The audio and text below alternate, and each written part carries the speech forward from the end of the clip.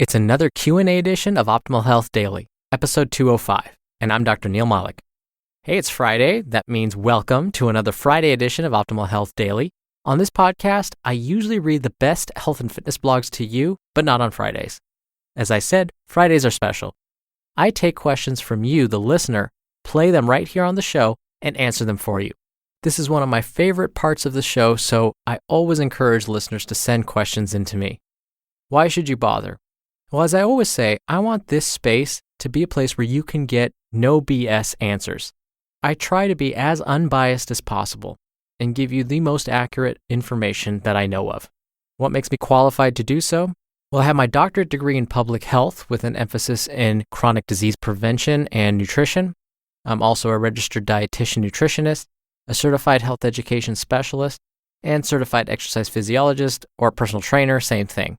Nutrition, health, wellness, fitness, even things like stress management, these are truly my passions. I'm also chair of the Department of Nutrition and Basic Sciences at Bastyr University in California. So again, I want this to be a place where you can expect me to tell you the truth. Now, if you want to send in a question, now's the best time to do it, because on Monday morning, we're going to give away another book to a random person who has sent in a question. I'll let you know how to send one in at the end of the episode, but for now, let's hear today's Q&A as we optimize your life.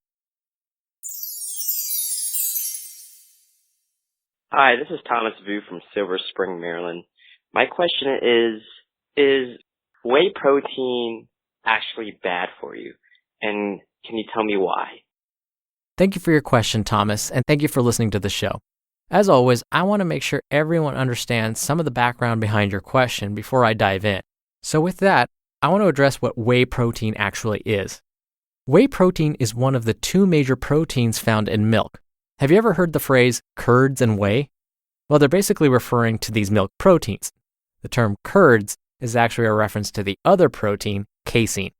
So for example, during the cheese making process, which requires the heating of milk along with some other things like enzymes, the liquid left behind is full of whey protein. And what researchers have discovered is that whey protein is easily digested and absorbed. When it comes to sports supplements, this is music to a personal trainer's ears. So you'll often hear whey protein being discussed as a sports supplement. I mean, come on, a protein that is easily digested and absorbed by the body?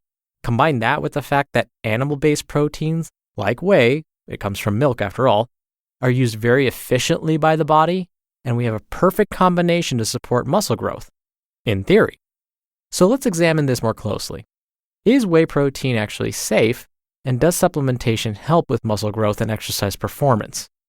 The good news is we have a number of well-designed studies examining the effects of whey protein supplementation on exercise performance, muscle growth, and injury prevention. After looking at all of these data, what we're finding is whey protein supplementation is most helpful for those over the age of 55. This is because beginning around our 30th birthdays, we begin losing muscle mass pretty quickly. As each year goes by beyond the age of 30, we lose more and more muscle, so that by the time we reach retirement age, many of us will be facing some serious muscle loss. One way to prevent this, of course, is to stay active. Performing resistance or strength training exercises is really important. But as we all know, diet is important as well. Protein is crucial, of course, for maintaining muscle growth. As we age, we typically don't consume as many protein-rich foods. This may happen for a number of reasons. We just aren't as hungry, we have tooth loss and some difficulty swallowing, our taste sensations are not as good, and so on. So as we age, we have the perfect combination for muscle loss. We're not as active, and we aren't eating enough protein. So researchers have discovered that giving whey protein to older adults may help delay this muscle loss. But these same researchers also acknowledge that it may not just be the whey protein that's helping, but just the increase in protein consumption in general. So why supplement with whey protein specifically? Because again, it's easily digested and absorbed. Something else that happens when we age is we aren't able to digest and absorb foods as efficiently. So whey protein is the perfect supplement for those of this age group. So now you're wondering, will whey protein supplementation help younger folks? Here the data are not as clear. Some studies say yes, it helps, others not so much. This likely means that it's probably not all that helpful for most of us. But let's say you decide to go ahead and supplement with whey protein. Is it safe? First, you need to understand that the body is only capable of absorbing about 20 grams of protein at any given time. So let's say you're scooping some whey protein into your morning smoothie. If you're getting more than 20 grams, your body isn't going to be able to use all of that. In fact, because it's not using it, it's going to try and get rid of this extra protein through your kidneys and your urine or through your GI tract. So if you've ever wondered why you always get diarrhea after using a protein supplement, it's probably because your body's getting rid of that extra protein through your GI tract. And let's keep in mind, some extra protein can also get converted to fat storage. Now, the next thing we need to look at is the brand of supplement. As I've said many times before, the supplement industry is not very well regulated here in the US. So the products you see on the shelves at your local drugstore cannot be assumed to be safe. In fact, one study found that 15% of the supplements available contain banned substances like amphetamines, street name speed, and anabolic steroids. Other studies have found that the supplements may not even contain the ingredients listed on the label. So you may think you're purchasing a whey supplement, but in fact, you're getting something else entirely. This is probably my biggest safety concern. But there are 3 ways to help decide whether you're purchasing a quality supplement. 1. Look for a USP symbol on the outside of the product's packaging. 2. Look for an NSF symbol on the outside of the product's packaging. I'll post pictures of what these look like on our website. 3. Go to a website called consumerlab.com. This is an independent company that tests supplements available on the market for quality and purity. They do require a subscription to access their database, but it's not that expensive. I want to say like $30 for a 2-year subscription. If you are currently enrolled in school at the college level, it's highly likely that your campus library has electronic access to Consumer Lab's database already. The other safety concern with regards to whey protein is for those that are lactose intolerant or have a milk allergy, they may want to stay away from using whey protein. Again, this is because it's made from milk.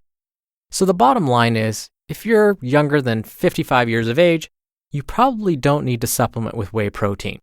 If you do decide you want to supplement with whey protein, be sure it's a quality product and that you don't overwhelm your body by giving yourself more than about 20 grams of protein per dose.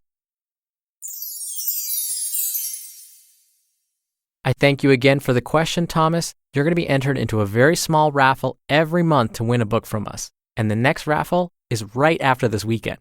If you want to be a part of that, send me a question.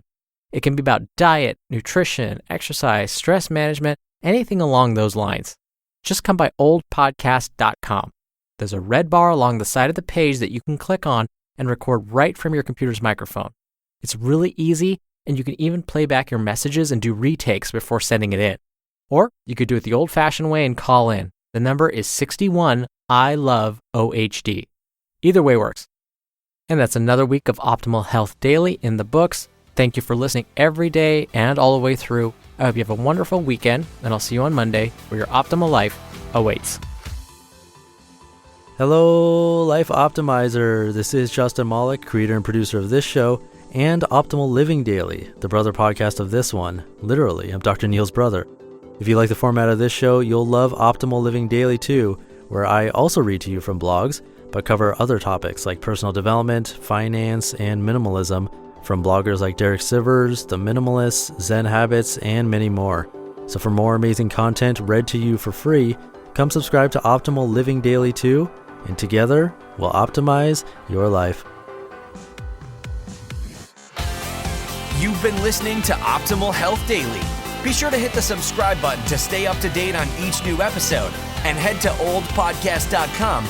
That's oldpodcast.com for a free gift, as well as more actionable tips and resources to help you maximize your potential. Thanks for joining us, and remember, your optimal life awaits.